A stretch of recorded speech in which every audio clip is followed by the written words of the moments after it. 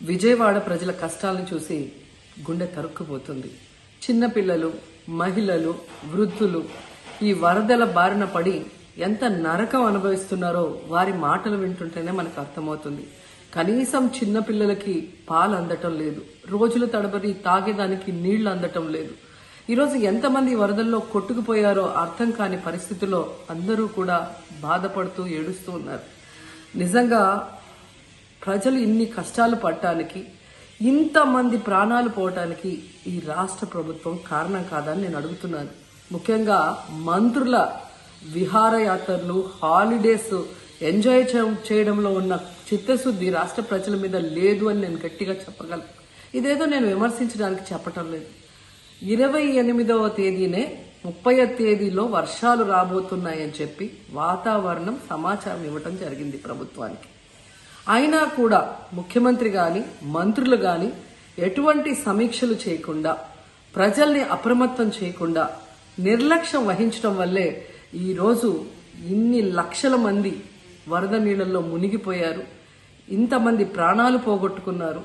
ఎంతమంది తిండి లేక, కరెంటు లేక, తాగునీళ్లు లేక, పసిబిడ్డలకి పాలు లేక ఎంత అవస్థలు పడుతున్నారో మనం అందరం కూడా గమనిస్తున్నాం.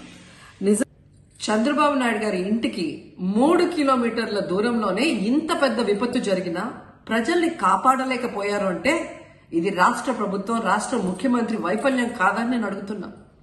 ఈరోజు కరకట్టు మీదున్న అక్రమ కట్టడాలని కాపాడటం కోసమే విజయవాడని ప్రజల్ని ముంచేశారు అనటంలో నిజం లేదా అని నేను అడుగుతున్నా. గంట ముందు ప్రజలకు చెప్పినా వాళ్ళు ముంపు బారిన పడేవారు కాదు.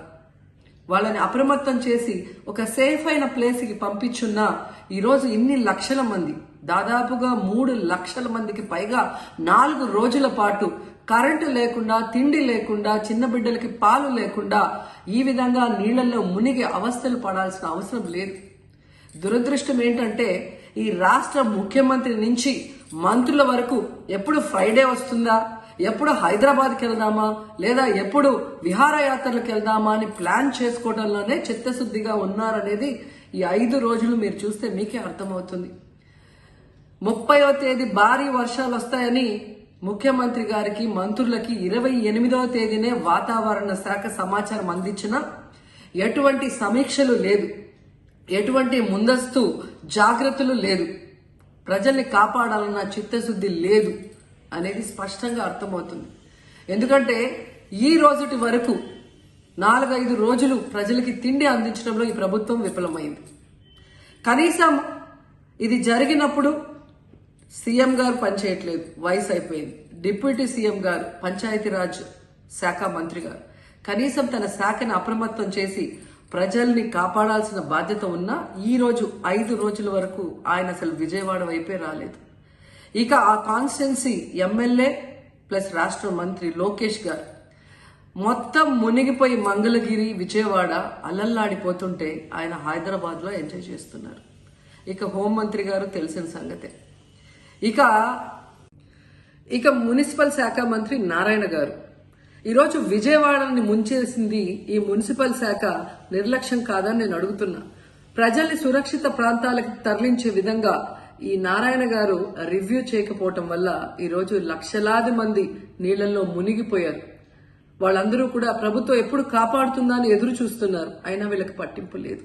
ఇక రామానాయుడు గారు ఇరిగేషన్ మంత్రి, కనీసం ముందస్తు రివ్యూలు లేదు. కనీసం వరదలు వచ్చి ప్రజలు మునిగిపోతుంటే బోట్లను కూడా కొనుగోలు చేసో రెంట్కి తీసుకొని ఆ ప్రజల్ని తరలించే కార్యక్రమం ఆయన కూడా చేయలేదు. ఇక ఎప్పుడు వరదలు వచ్చినా, భారీ వర్షాలు వచ్చినా ముఖ్యమైన శాఖ రెవెన్యూ శాఖ, అనగాన సత్యప్రసాద్ గారు. ఈయన విహారయాత్రలో ఎంజాయ్ చేస్తున్నాడు. కనీసం పునరావాస కేంద్రాలు ఏర్పాటు చేయాలి, మరి ఆ ప్రజలకి పాలు, తిండి అన్ని అందించాల్సిన బాధ్యత ఉన్నా ఏం పట్టించుకోలేదు. సో ఈ విధంగా చంద్రబాబు నాయుడు గారి దగ్గర నుంచి మంత్రులంతా కూడా ప్రజల్ని గాలికి వదిలేసి ఎలా నిర్లక్ష్యం వహిస్తున్నారో చూడండి. ఇప్పటికైనా వాళ్ళు కళ్ళు తెరిచి ప్రజల్ని కాపాడండి అని చేతులెత్తి నమస్కరిస్తున్నా. గతంలో జగనన్న ఏ విధంగా వాలంటీర్ వ్యవస్థ ద్వారా, సచివాలయ వ్యవస్థ ద్వారా ప్రజలకి ఏం కావాలన్నా ఇమీడియట్ గా వాళ్ళకి అందుబాటులోకి తీసుకెళ్లటమే కాకుండా ఏదైనా ప్రకృతి వైపరీత్యం వచ్చినప్పుడు వెంటనే వాళ్ళని సురక్షితంగా కాపాడే విధంగా ఈ సచివాలయ వాలంటీర్ వ్యవస్థని ఉపయోగించుకోండి. జగనన్న మీద కక్షతో ఆ వ్యవస్థల్ని నాశనం చేయడం వల్లే ఈ రోజు ప్రజలకు ఎవరు ఏం అందించలేకపోతున్నారని తెలుసుకోండి. అండ్ ఈరోజు జగనన్న విజన్ ఉన్న నాయకుడు, ప్రజల్ని ప్రేమించే నాయకుడని మరోసారి రుజువు చేసుకున్నారు. ఆయన కట్టించిన ప్రొటెక్షన్ వాళ్ళు లేకపోతే ఇంకా 1,50,000 పైగా కుటుంబాలు మునిగిపోయే ప్రమాదం ఉండేది.